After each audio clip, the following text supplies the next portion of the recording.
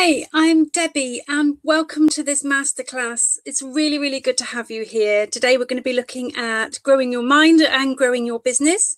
And I'm going to be joined by Jonathan. Hi, there he is. Nice to see you. Debbie, how you doing? All right? Hi, I'm fine, thank you. So welcome, as I said, and if you're one of my regular masterclass subscribers, then welcome back. It's been a while since my last masterclass, so it's really nice to have you here as well. And if you're new, it's great to see you too. Hi, Carl. Nice, thanks for saying hello in the comment box. And hi, Nicola. Lovely to hear from you. So please, as everybody arrives, just to let you know that you're in attendee listen only mode. So if you've got any questions, please pop them in the chat box and we'll answer them as we go through. It's really nice to hear from you all, and let us know where you're from as well, because we've got people from all over the world here today. So this is the start of a new series, and I'm doubling up with Jonathan Keeble, and we're going to be chatting and sharing our knowledge and experience about personal growth as a leader and the practical business growth.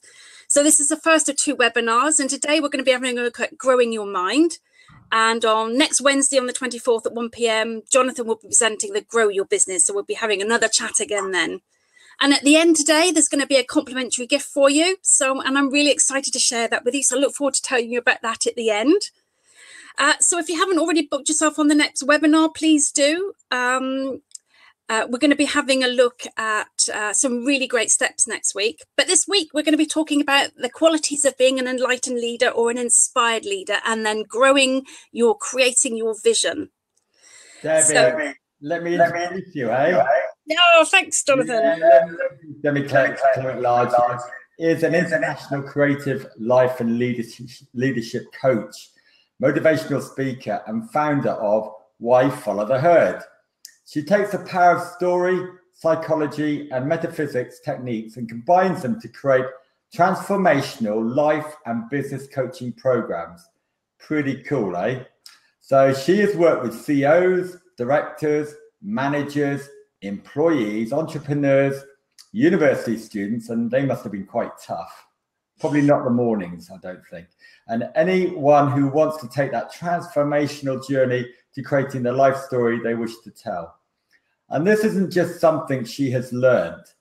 She has lived these transformational changes during her journey, not only in her personal life, but from, believe it or not, actor to chartered management accountant to international business analysis to coach creating programs and coaching support that stretch right across the world. So it's a very warm welcome to you, Debbie, and I'm really looking forward to this.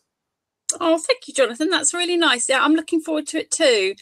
So in this webinar, we're going to be having a look at the qualities of being an enlightened or an inspired leader. So we're going to start by having a look at the qualities and traits and what that means. Now, just as a quick overview, I'm just going to share this with you, just so you can see this. There we go. It should be popping up on the screen now. So let's see if I can make that a bit bigger.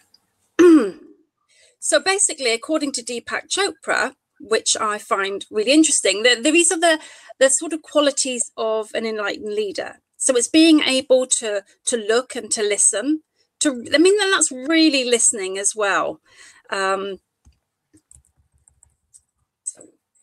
That's about letting go of judgments, listening to your heart, obeying your truest feelings. Then we've got emotional bonding, and this is going beyond the melodrama of living in crisis mode.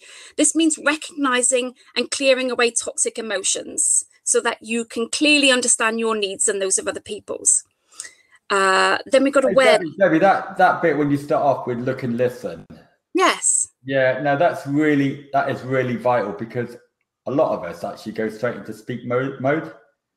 And it's like, look, what you're talking about is, you know, you look, you listen, and probably you acknowledge actually what the speaker's saying and possibly explore before you respond. And that is probably something a really great leader would do, instead of actually going, looking and responding, actually listening to actually what the person's saying and exploring it in greater detail.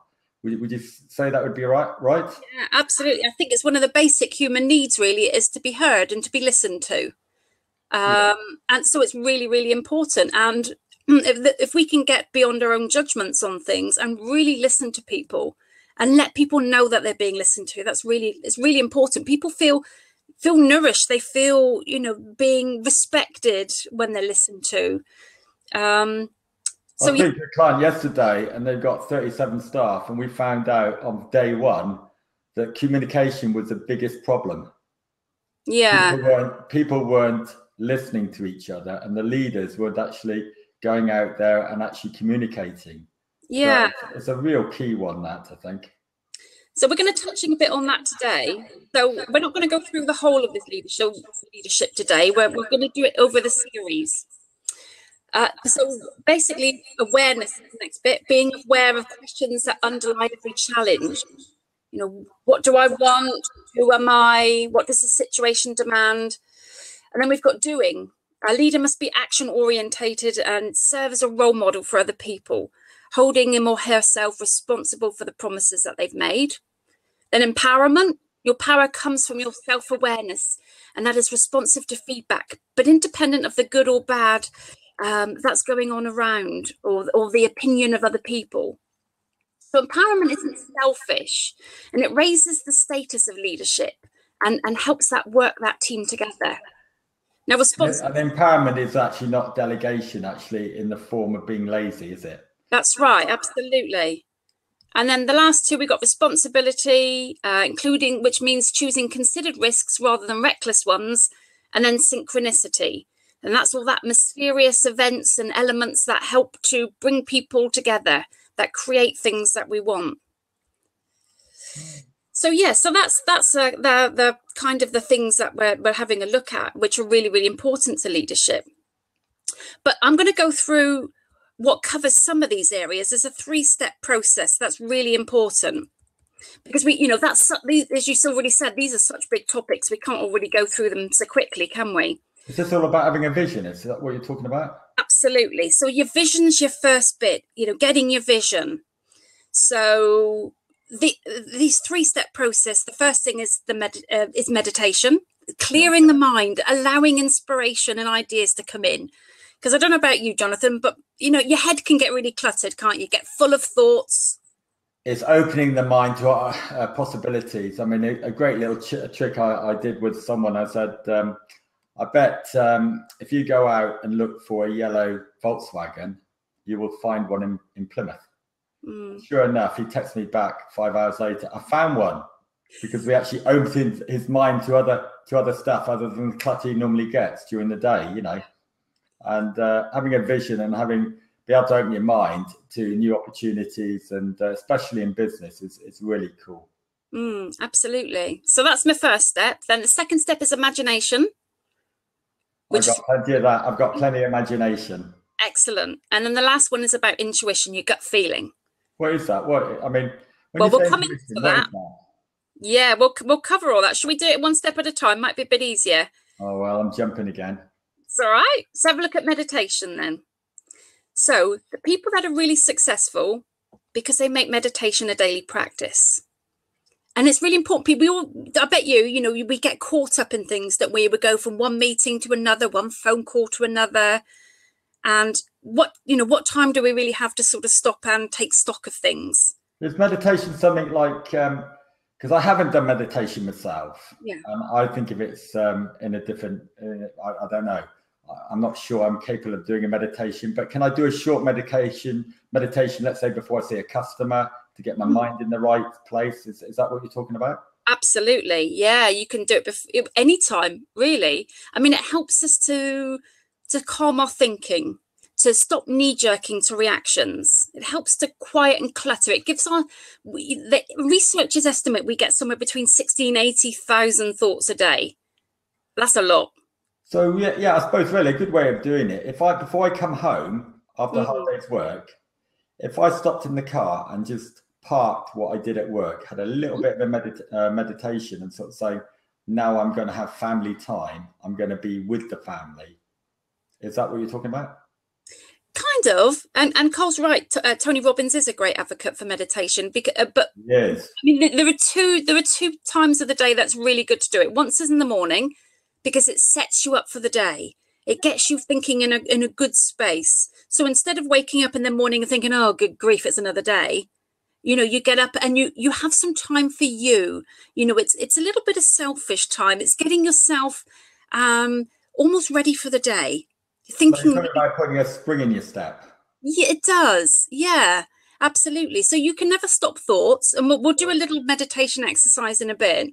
And then at the end of the day, like you said, at the end of the day, when you finish your work, just to sort of clear out from the day and sort of relax and sort of let go of that stuff that's going through your head so that you can start winding down through the evening, you know, having some good quality family time before, you know, you then start the day again next day. Oh, cool. Can't wait for this exercise. So it's a bit like, you know, when you clear out your house, and I've done it recently. I have done that plenty of time. Yeah, and you end up with bin bags. Some go to the charity, some go to the rubbish, and you think, God, that feels much better now. Yeah, you've cleared the clutter, haven't you? And it's exactly the same with our mind. It's a good way of putting it. Yeah, and that has huge health benefits. It like lowers your blood pressure. It's you know, it just helps you feel more engaged. It less responsive. It deals with anger issues, with, you know, all these sorts of things. It lowers different chemical and hormone productions. It changes that. It just rests and lowers everything. It grounds you. So what's the shortest meditation you can do to get a result, do you think? Well, there's a really good 16-second one by a guy called David G. You can't get shorter than that. 16 seconds is fine for me. 16 seconds. So would you like me to take you through it? Perfect. Okay. So you can do this closing your eyes. You don't have to. I even coach people to do it in meetings if they're feeling anxious or stressful. Well, I'm going to close my eyes on this one. Yeah. Okay.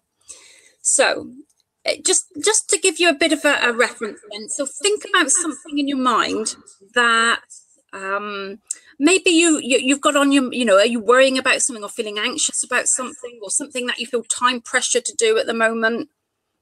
So bring that to mind, and you can sort of play that little movie, can't you, in your mind? So give yourself a score out of 1 to 10. How sort of anxious or nervous or whatever it is that makes you feel, what, you know, on the scale of being really calm is 0 to being really uptight is 10. I've got a 7 here. You got a 7. Fantastic. Okay. So now I want you to take a nice, slow, deep breath in for 4 seconds. And when you're taking that breath in, take your awareness from your mind movie and follow your breath down into your tummy. Now keep that breath in your tummy. Hold it for 4 seconds and then release it back up. And follow that awareness back up with your breath and out of your body. So that is a really, really short pattern interrupt. So now, has that reduced your 7 down very slightly? 6 maybe. I need to practice that bit because I think I was inhaling when you were telling me to go out. And so I think you would have thought I'd get that right, wouldn't you? So it's like, I think I was coming in when I should be going out, and going out when I should have been coming in and stuff like that. So basically, I'll tell you what, I feel better having you talking about talking me through it, because I don't seem so stressed, but I've still got that job to do, which I've got to do it. Yeah. So it's 4 seconds in, hold it for 4 seconds and 4 seconds out. And then allow it to release for 4 seconds before you then breathe in again. So it's a total of 16 seconds. But you can do it with Yeah, do you know where I think this would be really good? If we were doing a presentation. Yeah. You know, everybody's sort of like, you know, you're doing a presentation in front of a team or in front of other people you don't know. It might be a client. You might be doing presenting a quotation or something like that. Yeah. That's where 16 seconds would be really cool to do, because I feel calmer, but I know I've got that 7-point problem I've got to sort out. But I do feel my body feels calmer, I've got to say. So if I then had to present, let's say, that 0.7, I think I would be in a better position to present it. Yeah. So from that point of view, the meditation has worked on that point of view, because I do feel calmer, but my mind's still telling me I've got to do that job.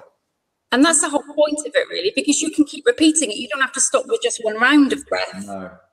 And I've coached like senior managers to actually do it when they're feeling in a confrontational situation in a meeting. Yeah, so that could actually help with losing your you know, getting angry with a member of staff or even with family. If you just, you know, breathe in 4 seconds, breathe out, it's got a time. That pause would actually make you rethink exactly what you're going to say. Absolutely. Yeah. I'm going to try that. It's a really, really good way. I've had lots of people have a lot of success with that, and it really helps. And you can actually create that into a meditation practice. Yeah. So you're using it in a business situation, but of a morning and an evening, you can actually just keep repeating that exercise. Do it for 5 minutes. Do it for 10 minutes, 15 minutes. Yeah, I get that. And when you get a thought coming into your mind, it's not that you have to stop all thoughts coming in. You just allow them to drift back out again. It's almost like imagining they're attached to a balloon and they're just drifting off out. Yeah. I feel like I could do a presentation now. But it's all about getting yourself into the now. Yeah. Because it's the only bit of time that we can ever do anything. Because it feels like you have cleared the clutter, and now it's a focus thing, isn't it? You can focus on the now, isn't it? Absolutely, because all our thoughts, you know, I said about that 60 to 80,000 thoughts. Well, most of them are about the past. And a lot of them are things we thought yesterday. Isn't it? It's holding you back thinking of the past. Absolutely. And then we worry about the future, but we can't change the past, and we have limited ability to change, to influence the future. Right. So we are only really living in the now, and we can make our changes now, just this second. Okay. No, that's good exercise, Debbie. I like it. Thank you. And the more resourceful we can get, the better that we can feel about things. Yeah, certainly. So the next step, the first one was meditation. The second one is imagination. That's going to be easy for me. Brilliant. Because not everybody finds that easy. Well, my wife said to me last night, I must have been imagining happy thoughts last night because I burst out laughing in my sleep. So I think I got imagination during the day and when I'm sleeping as well. Well, our imagination is so powerful because if you have a look around your room, now I can see a chair and a desk. I haven't got a great deal of imagination in my office, that's for sure. No. But everything that's in your office, somebody imagined first before it was created. Of course, to create it. Yeah. Right. So everything we've got started off in somebody's imagination at one point or time or other. Yeah. So that's why we use our imagination is to create our experiences. So is this sort of imagination that can work for anyone, whatever their situation is? Absolutely. So, I mean, you can consciously think about what you want to create, like maybe you want to write a book, or maybe you want to create a new product. What do you want it to look like? How do you want it to work? But also you've got to remember that your imagination is working 24/7. So, I mean, so quite often I might go into a business and so forth, and you know, they're not motivated. There's, you know, finances aren't good and so forth, and they've lost that spark and so forth. So with imagination, you know, can you actually have an exercise to improve your imagination? Because some people actually lose, well, they lose the mojo, don't they? They do. Yeah. Well, we'll do a really quick. Okay, so let's do a really, really quick before I go in about the power of your imagination. So let's go in really quick then. So have a think about your kitchen. Okay, see the cupboards. It certainly needs changing. Okay, so in your mind, see your kitchen. Yeah. So you really see your worktops, your cupboards, where your kettle, where your oven is, and the fridge. Now move over in your mind towards your fridge. Now grab the handle, open the door. Yeah. And reach inside and grab a drink. Okay, whether that's a beer, whether that's a glass of cold water, or whatever it is, a can or something out of the fridge, a bottle. Yeah. In my case, it's coconut water. I love this stuff. There we go. So did you see that in your mind? Do you see yourself doing that? I look in the fridge. There's other treats in there other than coconut water. But that was you using your imagination. Gotcha.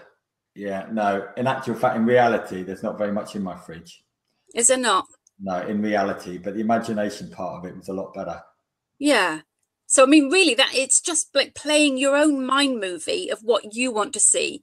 So instead of letting other situations come into your mind and play mind movies, which they do, you know, things that we don't like or things that we're irritated. This is something that we are creating ourselves. We're talking about not people influencing us how we should think. So, because a lot of people are too afraid to use their imagination, aren't they? Because they feel that they should be thinking this certain way. Yeah. But you can only be you. You can never control anybody else. No. We can only ever control ourselves. Right. In our thinking. You know, nobody can control my thinking unless I allow them to, in terms of, you know, by influencing and getting upset by what somebody else has said. Yeah. So imagination, I mean, when we look at some of the people over time that have done work around imagination, so we've got Abraham Maslow. Now, he did his self-actualizing work around psychology, and he said, do not place anything into your imagination that you don't want to manifest. What do you mean by that?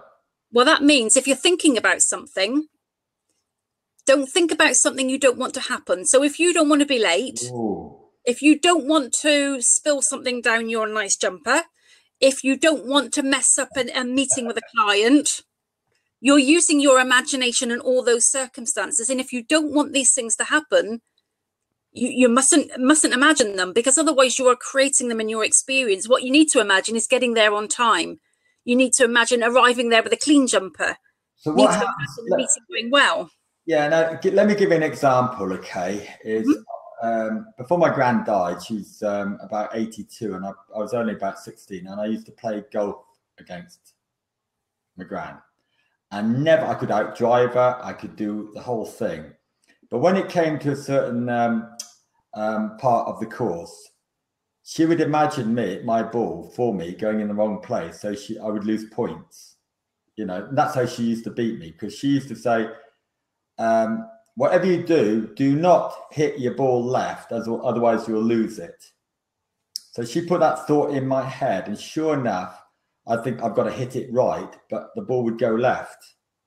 Right. Now, was she manipulating my imagination, or was she manipulating my mind in some way, putting the negative thoughts in? You were allowing that you were doing that to yourself. So nobody else can put that thought into your mind. But if someone gives a suggestion and then you start thinking it, then you are manipulating. Yeah, because I think I mustn't go left. And sure enough, the ball would go left and I'd go and lose it. And that's another beater. See, the interesting thing about our mind is it doesn't understand a negative. So, right. Yeah. So if you're saying, you know, something about I want what can we have manifest? I want to have a really good business. I want to grow a really good business. I want my business to do this. But really, in your mind, you're thinking I can't do it, or it's not going to work. Then you're going to create something that really doesn't want to work. So yeah, Carl's absolutely right. Like attracts like. Yeah. So we do. We draw to experiences to ourselves exactly what we are putting out. So our outer world, the world that we see in life, is a reflection of our inner world. So if we see people as being grumpy, if we see them as being unhelpful and being angry and irritable, we will, and we focus on that, we will see more of that showing up in our lives. Whereas if we see people that are happy, that are helpful, you know, and all these nice things that are lovely and nice to be with, that's more the reflection of what we'll see showing up in our lives. Yeah. And it's really interesting because I saw somebody I know put a Facebook post on saying about how why is it everybody is so rude and so, you know, they don't say pleases, they don't say thank yous, they're not very nice on the phone. And I thought, well, that's not my experience. My experience is that people are nice. It's because I'm expecting to see that. And the expectation is a real key to using your imagination. So it's a case of using your imagination and expecting what you're seeing to show up for you. So if we expect life is hard, that we're unsafe, that we're unwanted, that we're not an achiever, that's kind of what would start showing up in our lives. But if we see ourselves as being successful, of creating what we want in life, of pathways opening up, meeting the right people, then absolutely we'll start seeing more of that showing up in our lives. I like that. Yeah, it's really, really powerful. And most people there are a lot of people that don't want to spend the time. They think they're not creative. They can't create these mind movies. But I mean, you just demonstrate, even thinking about your fridge and going in, you're using your imagination because you're not physically there. That's really good, because I saw a prospect yesterday, and because we've had a chat before, of course, and you gave me a couple of other exercises to do, and I thought I'll try one of these. And I imagined what the outcome of that meeting was going to be. And I did the exercise you told me to do, to write it out on a piece of paper. And I went in there really positive and closed the deal with them. Fantastic. So just to share that with everyone. Pardon? Just, I was going to say, you said about the writing exercise. If I just share what I gave as an exercise to Jonathan, was that if you're not sure about going into a situation, maybe there's a conflict situation or a situation you're going to feel a bit anxious about, you can write these things out in advance. So write what you think is going to happen. Write what you think you want to say, what you think the other person is going to say, and how you're going to respond to that. And that was a really cool exercise you gave me, and I should give you commission for that, actually, shouldn't I? Yeah, because it was a good exercise, I gotta say, and I should give you the commission because I used it and I went in there with a great mindset, and I felt really good. And actually, it helps get rid of our preconceived notions and thoughts of what we think is going to happen. Yeah, because I'm sure of it. If you go into that sort of situation and you're a little bit nervous or you've got a fear of failure, it comes out somehow in the way you communicate, isn't it? Absolutely, your tone and your body language. And by writing it down like you told me to, in actual fact, really did help me to go in 100% positive, and it was a good meeting. So fantastic. Thank you, Debbie, for that. My pleasure. I'm glad it worked for you. Yeah, you're very welcome. So, shall we move on to the third one? Oh, and as I said, just on the last bit on using your imagination, expectation, really that is absolutely key. It's the hidden power behind imagination, what you expect to happen. So you could imagine that you want something to happen, but underneath you're saying, I don't think it's really going to happen. Not sure. Don't think it's going to happen for me. I'm not worthy of that happening, but I'd like it to happen. And really you'll get, you've got more negatives than the positives. So you've got to have that expectation and the belief that that's going to happen for you as well. That's key. Is that expectation, are you under pressure from your own expectations versus other people's expectations of you? Is there a conflict there?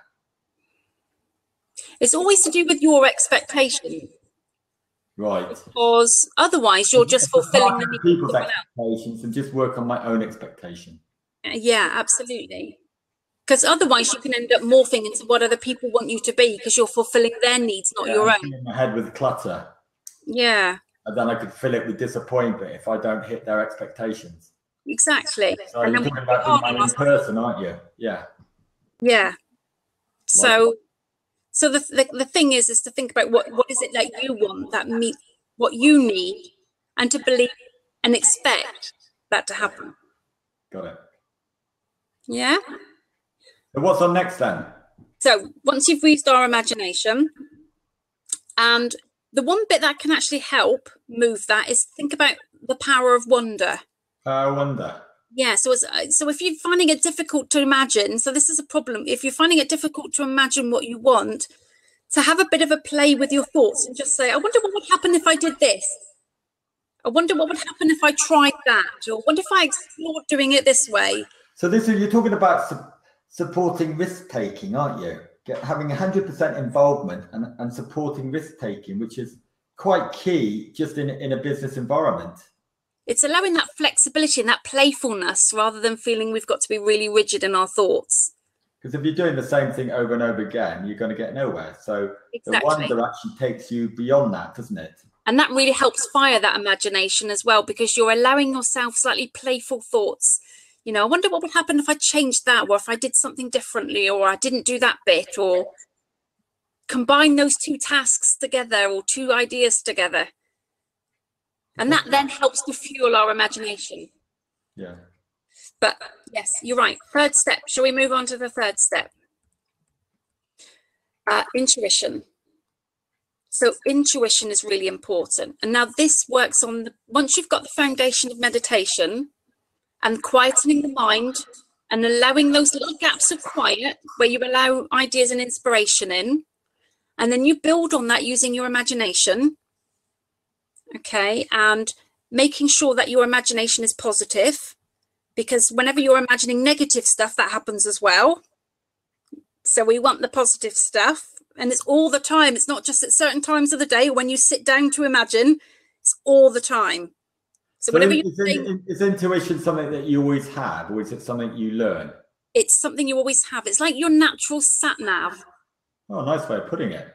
Yeah, so it's your internal navigation guidance, and it's always available, but we become to notice it more consistently, I think, when you meditate and when you use your imagination. So it's a bit like your gut feeling, you know, you can call it. Yeah, another way of putting it, yeah. And it can help to lead us to the right people, to the right situations, and make our vision a reality. Right. Okay, so when you're in a situation, you're making a decision, you've got the imagination, meditation, and so forth. How do you know that you're engaged with your intuition and you're going to make a decision on your intuition? How do you know that? Well, see, this is the interesting thing. The more you get in tune with you and who you are, the easier it is to recognize it. Because what can happen, and this really happened with me, because as you said, I went from doing acting, theatre, to then thinking, what do I do now? Because my personal circumstances changed, and an opportunity came to me to become an accountant, and they were throwing money at me to learn for 6 years. Yeah. But I did it because it felt logically like a good thing to do, not because my heart was saying, that's fantastic, I'd love to be an accountant. Yeah. So I went through that 6 years of studying, qualify, and then working at it, and I lost touch with my intuition. So I ignored it, I denied it, I undervalued it, and I didn't trust it. So I stopped doing it. Yeah. So does best intuition comes from positive thinking, is it? Well, it comes from knowing and understanding what those little signals are that you get. Right. So when I was in a place and I wanted to change and I wasn't happy, and then I started coaching and all the rest of it, then I had to sort of, I was still getting bits of intuition, but I was sort of overriding it. I'd get a pull or a feeling like I had to do something. And I thought, no, I don't think that's right for me. I don't, you know, I don't believe that.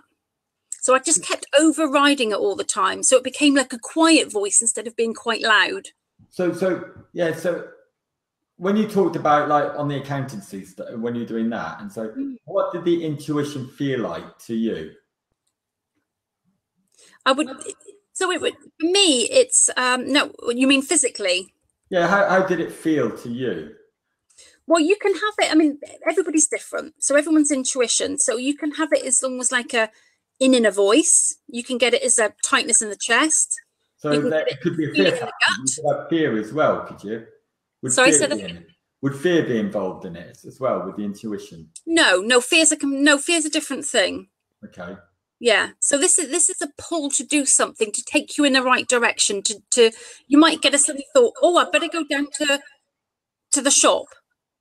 You don't know why you're going to the shop, but if you follow your intuition and go there, you might bump into someone. You think, you know what? I'm really glad I've bumped into you because I've been meaning to talk to you. Right. That's your intuition. Right. It's those feelings. So it could be like a constriction in the throat, a rumbly in the guts, goosebumps up the arm. Everybody gets them slightly differently. So a bit of nervousness, if I felt a bit nervous about something. You just suddenly get a feeling. You think, I've got a feeling I've got to do that. And I don't know why. Sometimes you don't always know why you've got to do it. Yeah, okay. Yeah, like actually, I've got to book a meeting with somebody. But I'm not 100%, you know, you get that feeling, oh, I must go and check out or ring up somebody. And when you ring them up, you think, they say, oh, I'm really glad you called. I've got some work for you. And you thought, oh, well, there's all those synchronicities that we have. So what's going to stop you having the trust in your intuition? What will stop me having the trust in my intuition? What do you think would stop me? Well, the things that stop you, which did for me, was not listening to yourself and actually doing things that you feel like you should do rather than the things that you feel in your heart. I had thoughts of other people's expectations of me. Absolutely. That's one of the things, definitely. Okay. So for me, becoming an accountant was a logical thing. Carl's come in. He said, would you say that intuition could be self-protecting as well? I get that because yeah, definitely. I've done a bit of skiing and I purposely didn't go down one way and there was an avalanche afterwards. And I think that's where intuition worked for me. Yeah. Stop us from making mistakes, for example. So that's a good one, Carl. Well done.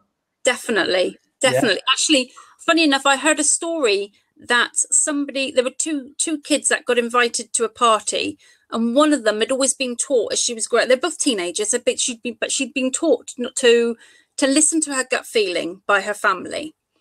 And when she got invited to this party, there was just something niggling that didn't feel quite right. Even though she wanted to go, there was something that was saying, you probably oughtn't to.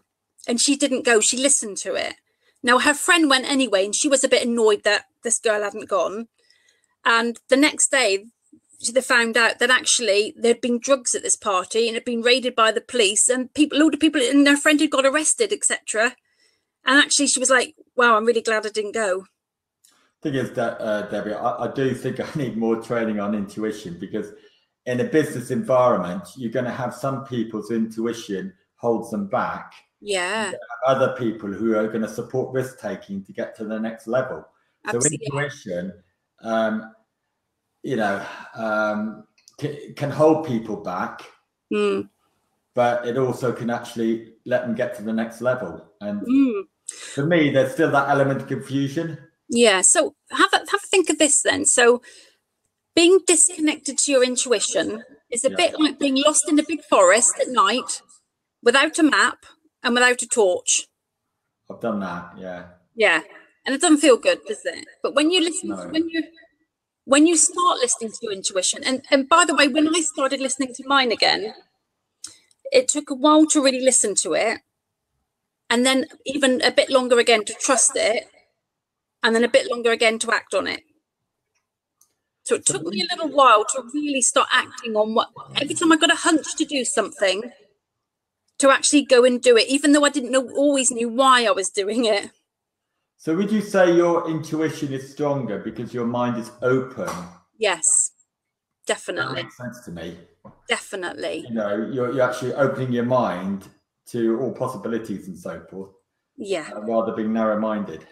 Yeah, and you're listening to yourself. You're giving yourself, you're honouring you as a person to say that actually when you get the gut feeling to do something, that you're going to act on it and not say, I'm not going to do it because my wife wouldn't want me to leave the house now and go out to a meeting or do something. That you're actually saying, actually, I'm getting a really strong feeling to do this and I'm going to go and do it. Yeah. And that can be for positive things and also to keep us safe. Yeah. Oh, nice. So it's really, you know, that's kind of important, because that brings up, once we know where we're going with our vision, we've used our imagination, the intuition actually helps bring up those synchronicities, those little events and situations and people that we meet, and lines up so that we start moving towards what we want. Got you. So it's like, as I said, it's our sat nav towards getting, we've imagined where we want to go, and our intuition is our sat nav to get there. Do you know what? If you put that in a business sense, you know, you're setting out a map for a good business plan.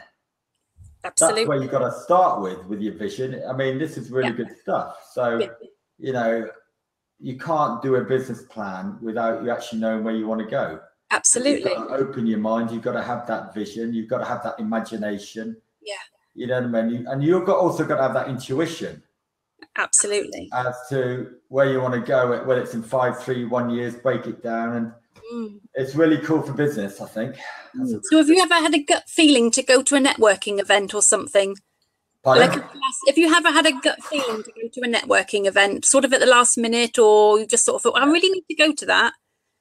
Yeah. And I have done that, and the right person's been in the room, and I met that right person.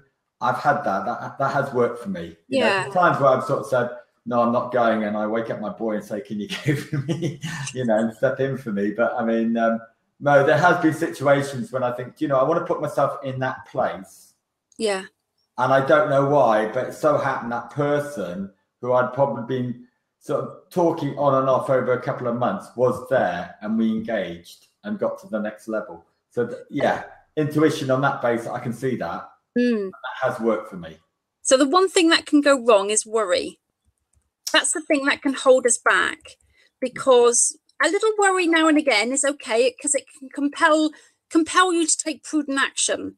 But worry really is just negative imaging. So you're imagining something, the worst thing that could happen. And it's like going to a party, isn't it? If you're going to a party and think no one's going to speak to me, your intuition, well, I'm going to go there anyway, and you probably have a great time because everyone's going to speak to you. Yeah. But the worry is that no one might speak to you, I suppose, isn't it? And do you know what the interesting thing is? The word worry comes from an old Anglo-Saxon term meaning to choke or strangle. And that's what worry does. It makes sense though, doesn't it? Because it does hold you back. Yeah, exactly. Worry does hold you back. So there's I know we've only got a little bit of time left, but there's a really, really good exercise for dealing with worry. So, and I've known business people to do it, and, people in their personal lives. So write your problems every day, write down on a bit of paper, what's up for you, what you're worrying about. Stick them in a little pot. Okay. And at the end of, say, every Worry Wednesday is a good one. Every Wednesday, take the little bits of paper out of the pot and have a look at them, and how many of them actually materialized. How many of those worries really happened? I'm going to try that. And then I'm going to let you know the results. I'm going to test and measure that one. I look forward to doing that one. That'd be cool. So you're writing them down, you're physicalizing them, you're putting them away and just saying how much that, the pot's going to worry about my worries. And then it's interesting because a lot of them don't actually happen. And if they do, then how bad were they? Were they as bad as you thought? It's just about prioritizing your what's important. Yeah. And letting go sometimes of worries can be difficult. They become your old friends sometimes. Yeah, I often make it quite simple. I often look at it, if something's not going to make a pound, why worry about it? Yeah. So strip a worry down, tear it apart, dissect it, analyze it. Yeah. And actually, that we can, our ego almost can bring us this illusion of things that we need to worry about, when really 95% of worries never really happen, or we're pretty weak if they did happen. Well, I feel calmer after this, I've got to say. And I'm glad to hear it. Yeah, you did help me get a client, so that's pretty cool. So just before we sort of finish, I just wanted to let everybody know that I've put together a complimentary workbook to support today's webinar. So let me just share that with you, shall I? You can see what it looks like. So I'll be popping out the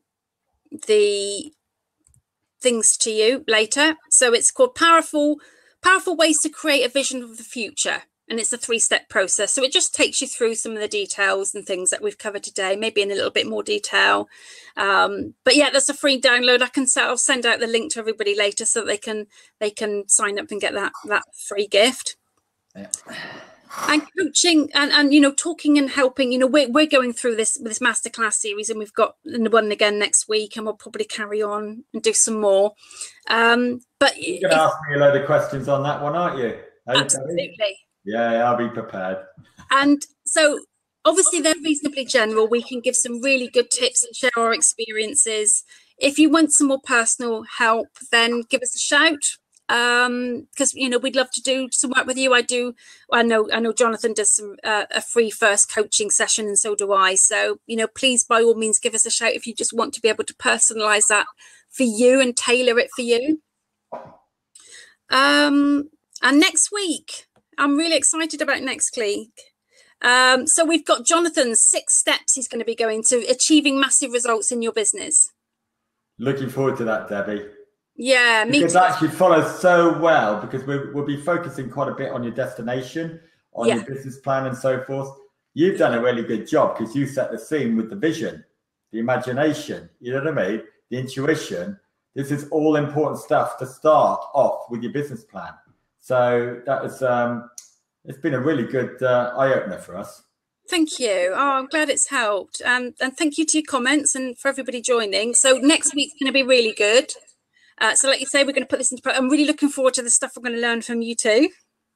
That'd be cool, yeah. And if anybody wants to get in contact with Jonathan, there's his details. I mean, obviously he does the first coaching session free. Give him a shout, have a chat over anything with him. He'll be more than happy to help because he's a really nice guy. I am. So there we are. So thank you so much for coming along today. It's been really lovely having you all here, and nice to meet you all. So thanks for that, Debbie. That was really useful. So I've learned a lot. Thank you. That's all right. So see you same time next week. And I wish you all a really fantastic week and hope to see you again soon. Take care then. Bye. Bye.